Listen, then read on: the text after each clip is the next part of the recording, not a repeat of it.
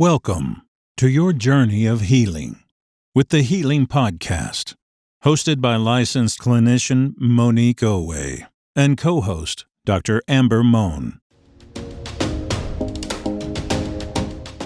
Thank you for tuning into the Healing Podcast. I am your host, Monique Owe, and I am joined by my lovely co-host here, Dr. Amber Mohn. Okay, so today's topic is marriage over family, or is it? So this is an episode to discuss, those boundaries that might get crossed or that family members may cross, when they start to maybe do things or have certain opinions over how a married couple should move, or maybe their personal space, or maybe sometimes not even if you're married, maybe you're committed, maybe you're engaged, and just the family is just they got too much to say, or they're just not respecting your space. So this episode will discuss that. So first, of course, we would like to say that most people have families, right? That everybody has family, but that is not the case all the time. Some people do not have a family because maybe their family has now passed on, or maybe they grew up in a foster care system or some type of situation like that where they just don't know who their family is. So we do know there are people out there like that, and our hearts go out to you. But this episode is more so for people who do have their family involved. So they are a married couple, and the family is just trying, sometimes they might get a little bit in the way, just, maybe where they shouldn't. And it's a struggle sometimes because do we choose our spouse or do we go with our family? Now, what I will say about that is, so when you get married and you start dating a person, or even when you start dating, right? You meet them, fall in love with them, you start dating or get engaged, great. You know that person from the point you started dating them forward. And if you've been married for years, you probably know them very well. But remember, the family, Dr. Mohn, the family knew them before the couple met. So the family may know some things that the now spouse does not. Hopefully, if the person has been honest, maybe the spouse does know those things. So sometimes people may feel that family should have more of an opinion because they knew this person maybe since birth. You, the spouse, or whoever came in afterwards. So, Dr. Mohn, first of all, let me ask you if you can, why can't family just have an opinion since they knew them since birth? Well, I think that they can. I think everybody can have an opinion. But, when it is expressed to, their families or loved one's spouse, then that becomes a problem. So, like I said, I don't think that you can go home all day and talk about me if you want to. But when you come over to my house and tell me, give me your opinion, I have a problem with that because I never asked. Okay. So, sometimes people think they're just giving a friendly suggestion. They may feel maybe you should put the glasses in the cabinet on that side and the mugs on this side. It's just a friendly opinion. So, Dr. Mohn, when is it that a boundary is per se crossed? When is it, okay, that's a little bit too much? Your suggestion there is a little bit too personal. So can you tell us what are some examples of boundaries being crossed there? So, everybody is different, Monique, and everybody's threshold is different. So, it's all up to the person. So you have one person that can probably, say you have a couple that's been married for 10 years. And for 5 of those years, you've been taking those little things. Well, you don't put enough starch on, my son's clothes, or, you don't, clean up as tidy as I did when he was home. You might be able to take those things. But at some point, after that 5th year, you might be that person like, enough is enough. This is my home. I need you to tell your mom, or I need you to tell your sister to stop. Or how about coming over unannounced? This is my brother's house. I can come over when I want to, or I can, I have to call first? Some people might be like, yes, you do. Call first. Okay. So that's, an example. Example of a boundary. So basically, they're just not respecting maybe how the spouse may feel, whether it's the wife or the husband. Yes. So one thing, okay, sometimes it's cultural. Sometimes in some cultures, it's just okay. It's one big family. Now you're just an extension. The spouse is now an extension of us. So now, yes, I can come over unannounced, or I can come over, give a suggestion, because we are now a one big family. But sometimes you don't feel that way as a spouse. You may feel like the family is just crossing the line. Well, one thing I can say is I think that has to start. It depends on what the spouse, the one I'm talking about, the family that's crossing the line, the spouse that belongs to that family, they may have to set that boundary. I don't know, is it the family's fault, Dr. Mohn, or is it the spouse's fault for not telling them the boundary? Now, that's a complicated question. Now, this is my opinion. Okay. I think that it is up to the spouse to set those boundaries. And it goes back to what you said, Monique, about, you all knew each other before. You guys are blood. If I said, okay, well, you need to, if I went to, I'm not even going to put myself in this because this is not about me.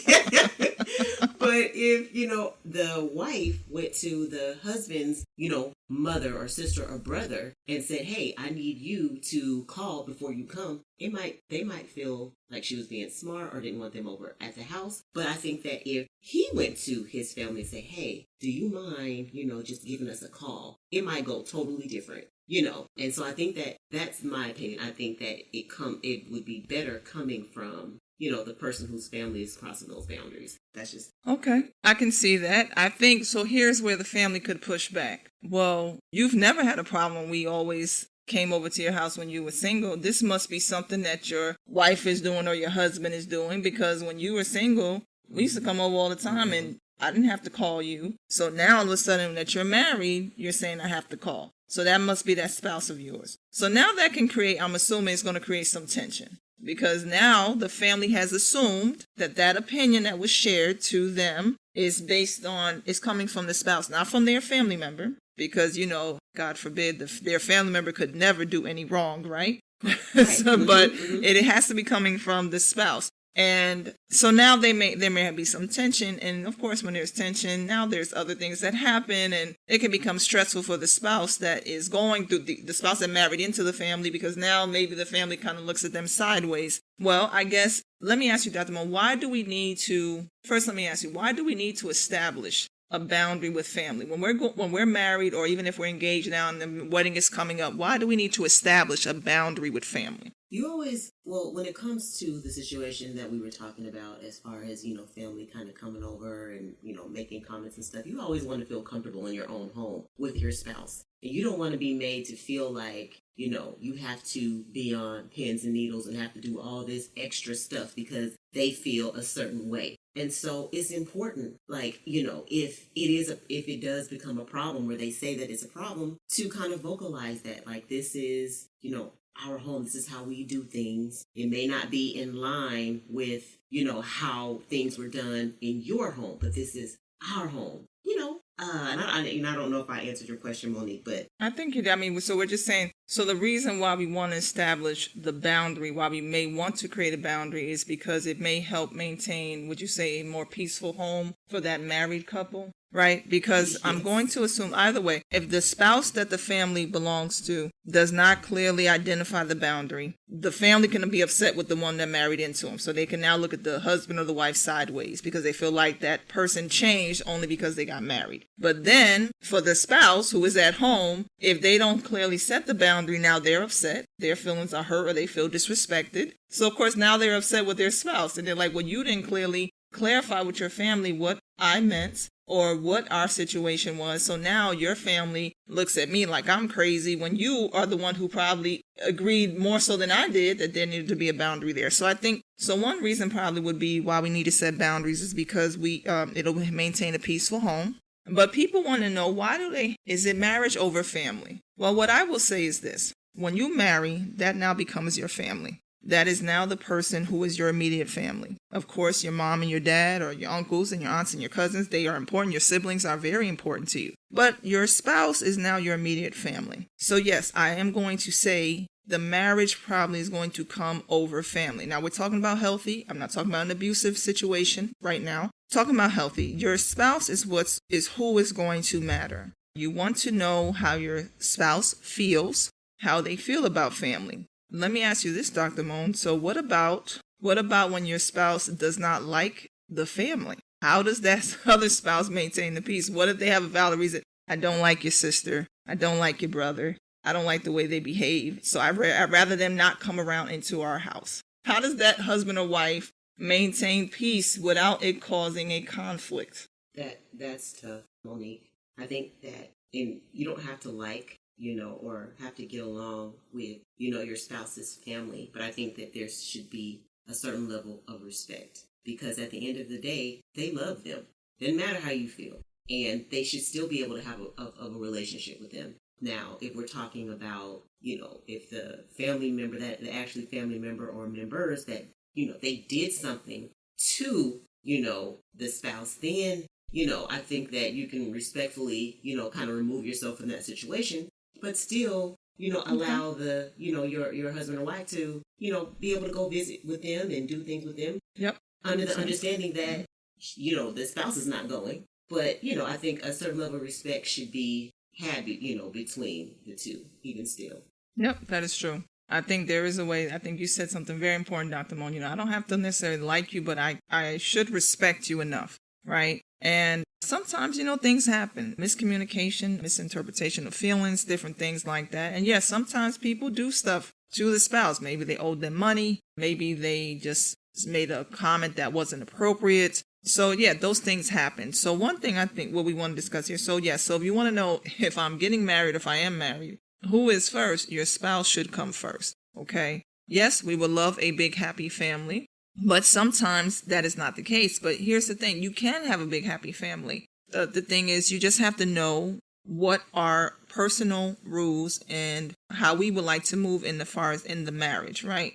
You should know what your spouse likes, what they don't like, and you should be able to appropriately communicate that to your family. I mean, it's not like a rule book, right, Dr. Mo? We're not giving them here. This is our guide. Right. This is our policy now in our house. We're not saying that. What we're saying is know your spouse, know what your spouse likes, respect your spouse as well, and then move accordingly, because respect both, because you love your spouse as much as you love your family. Yes, they were there. They've been there for you, but also respect your spouse, right? And if your spouse maybe doesn't want all the time for them to just come over unannounced, well, that's true. Respect the household. At least give us a call, right? At least give us a call. Another thing with family, I think sometimes one person may feel like we always got to go over to dinner to this side. We always got to go to dinner or to celebration to the family. Well, maybe your spouse doesn't want to go one year. Or maybe they feel like, I want to go with my family, even though my family may only be one person right now. I want to go with them. That should not create a problem. But Dr. Mo, we know sometimes that does create a problem. Sometimes if a spouse says, I don't want to go, the other spouse, the other half will say, well, why not? And the spouse may just say, I just don't feel like it. It's nothing personal. I just don't feel it this time. I don't feel like being around a lot of people. I want to spend time with my one or two family members that I have. Dr. Mo, why is that a problem? Or is it a problem if that happens? It shouldn't be a problem. Sometimes we get lost in, feeling comfortable. Like, we always go to mama's house every Christmas. Okay, well, I don't want to go to mama's house this Christmas. As a matter of fact, I want to do something with our own kids at our house. And it really shouldn't be an issue. We both need to be happy on Christmas. Let's meet in the middle. How about we do our own thing, for the first half of the day. And then we'll go over there for dinner. That's great. You can compromise, meet in the middle, but it can't be, just one-sided. Okay, that makes sense, I think. So, what I will go into, I'm going to probably discuss now why this probably happens. So what happens here with families and why it gets so kind of complicated, because you would think this is simple enough. I should know what my spouse likes. I should know how my family is, and I should be able to communicate that. The problem is sometimes that one spouse maybe is a people pleaser, or maybe they don't have that much of a voice for whatever reason. Maybe in their family, they've always been the one, the quiet one. So their family's never respected their voice. Or the family knows something about that person, and then the family has always had to rescue that person from situations. So now the one that is married, now they feel like, I can't address my mom and tell her things like that because of all the stuff she had to do for me. So the thing is, the reason that can become a problem is because one of them is maybe afraid to communicate and afraid to be honest. They don't know how to do it. They feel like if they do say something, it's disrespectful because of all the stuff that their family did for them. So now it becomes tricky. They want to please their family, but they want to please their spouse. But you're probably not going to be able to always please both.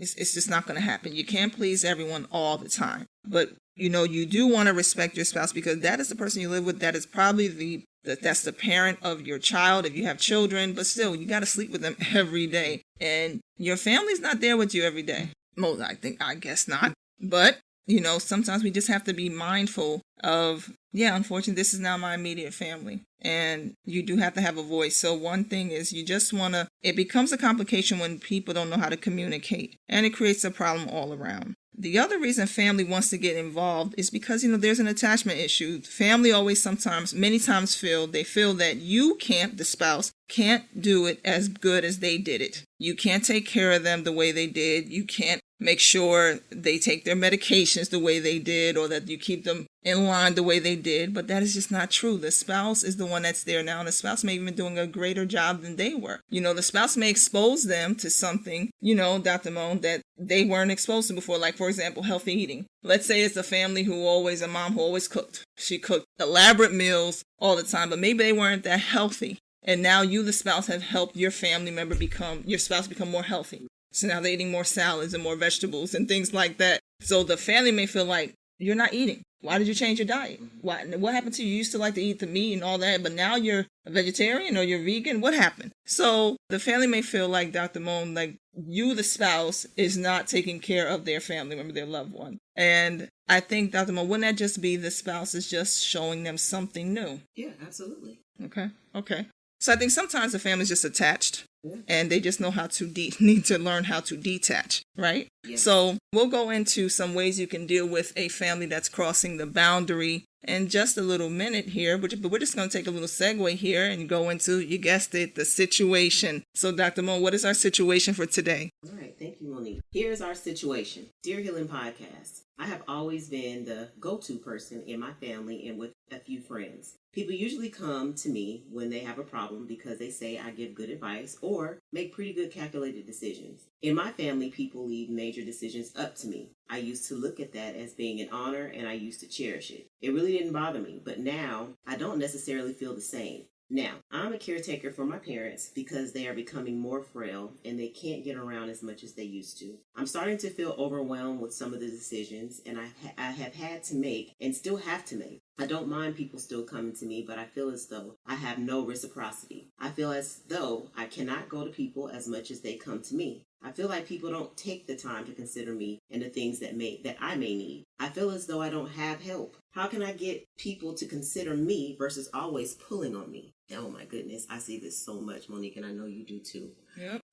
Thank you for trusting us to give you some tips on this. The word communication continues to come to me when I think about this. It's kind of like a gift and a curse for when people want to, when you are the person, the go-to person. Like you say, people get used to, leaning on you, getting good advice. A lot of times they forget that you are human and that you go through things. And you see this with a lot of people who are in different professions, like physicians, clinicians, even pastors. We kind of get, put not on a pedestal per se, but people look at us, as that this is us all the time, and that, they forget that we often go through things. And believe me, I can, say from personal, like sometimes, I act out of what people would think character, when my feelings and emotions get involved, when I go through things, I'm not always thinking, like a clinician. And so, I'm not always,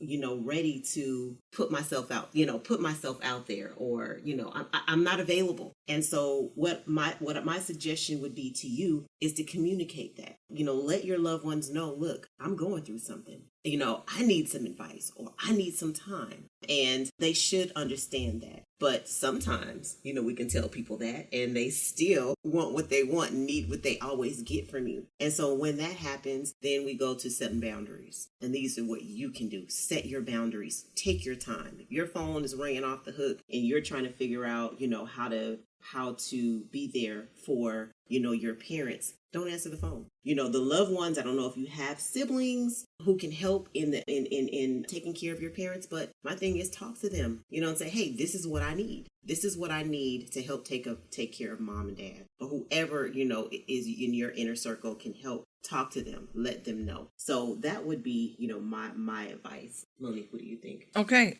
Thank you for writing into the Healing Podcast. Definitely appreciate you and your support and for sharing your situation. Well, what I can say, just like Dr. Mohn said, communication is key here. But what I am going to say to you is don't assume that people know how you feel because, yes, you are the go-to person, right? So that means you do have a lot of wisdom. Sure, you've been able to help people out of their situations or even if you're a caretaker to take care of things. But so people, yeah, they rely on you because that has always been you. So when you change or when you don't feel like being that, don't assume people know that. So let them know that you don't want to be the caretaker. You don't want to be the go-to person right now. You're in a season about self, so you will not be available. But also show them that you're not available. Yes, you do not have to answer the phone when they call. You do not have to give feedback when they ask for it. Just you can say, honestly, I don't have anything for you today. And also, one thing is sometimes you like that role of giving the advice and people coming to you. But then when you change, you want people to automatically know that you've changed. You don't want that role anymore. Well, don't be the center anymore. Trust that people can make their decision and trust that someone else can do what you do. Sometimes